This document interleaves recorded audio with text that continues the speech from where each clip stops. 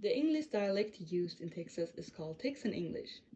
Texan English is a kind of southern US English, but it's only spoken in the state of Texas. The vocabulary has been greatly influenced by Mexican Spanish since Texas borders Mexico, but also a lot of other countries who once ruled over Texas. The accent does not cover all of the state, it depends on the city. Therefore, the dialect is often divided into West Texas and East Texas type of sound. Nevertheless, there are still things that characterize the whole dialect. We're going to talk about the Texas dialect and its history, vocabulary, pronunciation, grammar, and its interplay in popular culture. The Texas dialect has had many influences over the years. There's even an expression that goes "Six Flags over Texas." The old saying points out the fact that within the state's history there's been six different governing bodies over the last 300 years, two of them being Mexico and Spain. Shockingly, the state didn't gain independence until the year 1836, and it wasn't until the year 1845 that Texas joined the United States of America as its 28th state. Because of the various governing bodies that once ruled over Texas, English is technically the second, or depending on how you see it, the third language of the state. If we look past the Native American languages, Spanish was spoken in Texas for almost 1 century before English. But to discover the origins of the Texan accent, we must go back to the early 1800s, when settlers from the Appalachian Mountains, Ozark, Europe, and Mexico migrated to Texas. Texas had been under Spanish rule since the year 1690, but when Mexican settlers relocated to the up-and-coming state, an armed conflict broke out. The war lasted for 11 years, and in 1821, Mexican settlers overthrew the Spanish government. The new government decided, due to underpopulation, that they were going to open up Texas to the Anglo-Saxon settlement. This resulted in the English language spreading like wildfire and becoming as widely used as Spanish. However, adding another language wasn't an issue since bilingualism was common in early Texas. In 1835, the Texas Revolution, also called the War of Texas Independence, started, which led to the Anglos outnumbering Hispanics, which ultimately resulted in English becoming the dominant language in the renewed state and nation. Despite the Anglos superseding the Mexican government, the Hispanic settlers ensured that the Hispanic culture and plenty of Spanish words such as vaquero, pilon, and mesa would remain engraved and blend with the language and culture of the Anglos. Together, this formed the first version of the unique mix that's the Texan accent. Anglo-Saxons from both the Upper South and Lower South continued the influx into the new state after 1840, often bringing their slaves with them. The slaves' languages and accents also contributed to creating the modern Texas accent. The Upper Southerners dominated in the north, west, and central parts of Texas, whereas the Lower Southerners dominated in the east and southeast parts of the state. Despite settling in different parts of Texas, there was a substantial amount of dialect mixing. Even today, many people still refer to a West Texas and East Texas type of sound.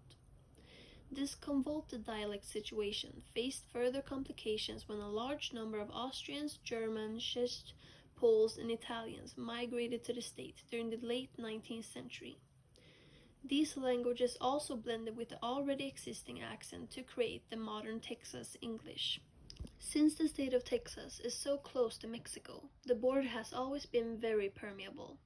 The quantity of immigrants from Mexico to Texas has since 1990 increased at massive rates. For example, in 1990, only 20% of the 4 million Mexican Americans in Texas were born in Mexico. After the 90s, the numbers continue to grow at a rapid pace. The still ongoing immigration has led to a resurgence of the Spanish language in some areas. Only time will tell what consequences this resurgence will have on the Texan accent. Texan English has a special vocabulary and pronunciation, and even the grammar differs from the so-called Common English, and that is what I'm going to talk about now. Let's begin with vocabulary. Some common words used all around America originate from the Texan dialect. I think most of you have heard the word y'all, which comes from Texan English, and is a short term for you all. The word is also commonly used in African American English and the other Southern accents. That's perhaps why some of you have heard it before. Another common word in Texas is looker, which is used to describing an attractive woman. Buzzard means vulture, and it's a common bird in the state. Polecat, which is another common animal in Texas, means skunk. Because Texas and Mexico are so geographically close to each other, and since the state was from the year 1821 to 1836 ruled by Mexico, the accent ended up lending a lot of words from the Spanish language. Therefore, Texas is a state that's been the most influenced by the Spanish language. For example, the Texas word lariat, which stems from the Spanish word lariata, translates to, in common English, lasso or rope. The Texans also use Spanish word vaquero, which means cowboy. Certain terms are only used in the state of Texas, such as I reckon and fixing the, etc. The pronunciation of words in Texas is also very iconic and easily recognizable. Instead of the vowel A, you would pronounce it as A. For example, instead of acid, you would say acid. Words like tired, wire, and fire also have a special pronunciation in Texan English. Instead of fire, you would say fa. Same thing goes for the word wire. Instead you say wa. I'm so tired becomes I'm so tired. Another example is the word my, which transforms into ma in Texan English. For example, my brother does the cooking, or my sister is doing my homework. You wouldn't either say get, instead you say get. For example, I don't get it. There are some grammatical differences in Texan English compared to common English. The first example is that you don't say this one or that one. Instead you would say this here or that there. Hence if you need to say this one is my phone, you would instead say this here is my phone. That one is yours becomes that there is yours. They also tend to use was when most people would use were. For example, they was here when you was in Sweden. Texan English speakers use been instead of have or has been. An example to clarify, I've been searching for you the whole day. Or you've been doing this to me since we was dating. There are many different stereotypes about Texas. One being that the desert is the only existing landscape, and the people living there are cowboys and cowgirls, shooting guns and hunting cows. It's the same as saying that people from Egypt live in a desert. The truth is that most of them live in modern cities, just like you and me. But there's also some truth to the stereotype. In Texas, most people own a gun due to the Second Amendment, but they only use it in worst-case scenarios. It is a common belief that many ride horses to get around to places which isn't that far off. It's not uncommon to the Texan police to ride horses when following criminals of some sort.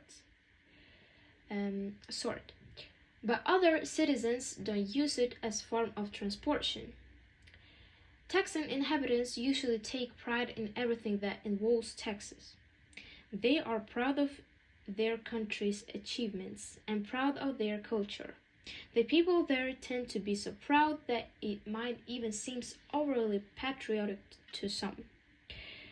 They love to brag about how much greater their state is and how everything is bigger in Texas. This is actually true. Texas tends to have everything bigger, as in houses, hats, schools, boots, and so on and so forth. Almost all Texan people listen to country music and have thick accents. This may sound like a stereotype, but it's true. There are also stereotypes that Texans are respectful and religious. They prioritize religion over anything, and being respectful is a must. If a family isn't religious, they are usually involved with football instead. Football is a huge part of their culture and describes them perfectly. The music in Texas. The Western swing, music with elements from country, pop, jazz, Latin, etc. The Latin part is a product of Mexican ruling of Texas and because of the easily penetrable borders. When I think of Texas music, the first thing that comes to mind is country music. Texas is known and famous for it. The difference between Texas country music and other similar music is that theirs is much more instrumental and classic. They usually sing with a Texan accent in their songs. There are many old and modern artists that make Texas country music. One of the most popular songs is called Girls from Texas by the artist Pat Green. This made Texan music stick out even more.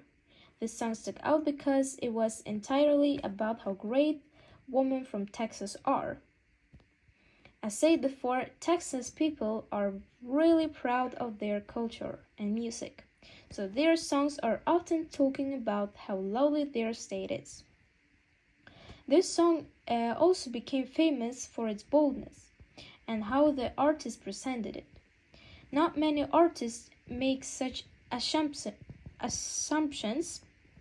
about how great their women are. But in Texas, it's completely normal. There are plenty of Texan movies that are very culturalized and filled with stereotypes regarding them.